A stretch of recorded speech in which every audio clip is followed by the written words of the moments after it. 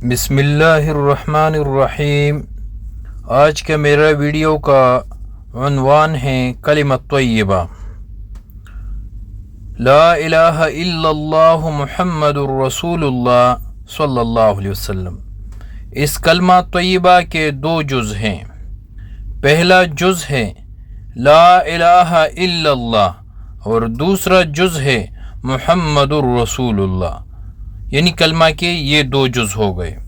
پہلا جز لا الہ الا اللہ، پہلا جز میں توحید کا اظہار ہے، یعنی اللہ تعالیٰ کی وحدانیت پر ایمان لانے کا اقرار ہے کہ اللہ کے سوا کوئی معبود نہیں، اللہ کے سوا کوئی دوسرا الہ نہیں، اللہ ایک ہے۔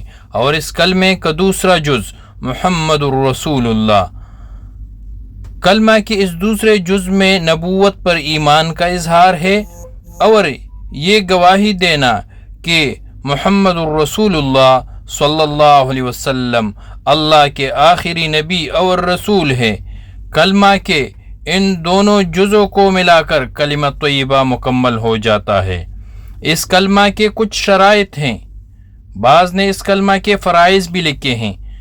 نمبر 1، کلمہ زندگی میں ایک بار کہنا، کلمہ کے الفاظ سیکھنا، کلمہ طیبہ کا معنی اور مفہوم سیکھنا۔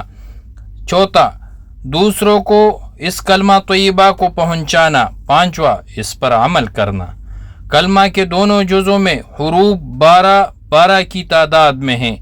کلمہ کے دونوں جز بغیر نقطوں کے ہیں، یعنی پہلا جز بھی بغیر نقطے کا، دوسرا جز بھی بغیر نقطوں کا۔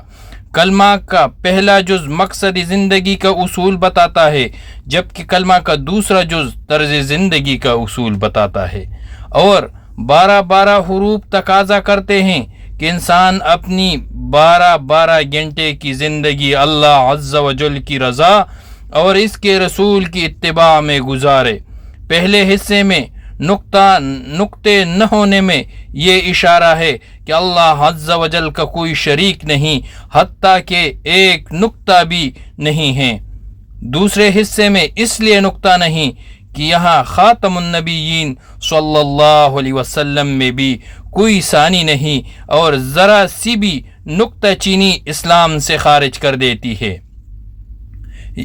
اور آخر میں اللہ رب العزت سے دعا ہے، یا اللہ ہمارا خاتمہ ایمان بالخیر کر دے اور مرتے وقت زبان پر یہ عظیم کلمہ نصیب فرما لے، آمین ثم آمین۔ انشاءاللہ نیکسٹ ویڈیو کلمہ کے فضائل کے بارے میں ہوگا۔ اگر آپ کو ویڈیو پسند آیا ہو تو چینل کو سبسکرائب کرے اور اپنی قیمتی آراء کمنٹس کرے۔ ویڈیو دیکھنے کا بہت بہت شکریہ۔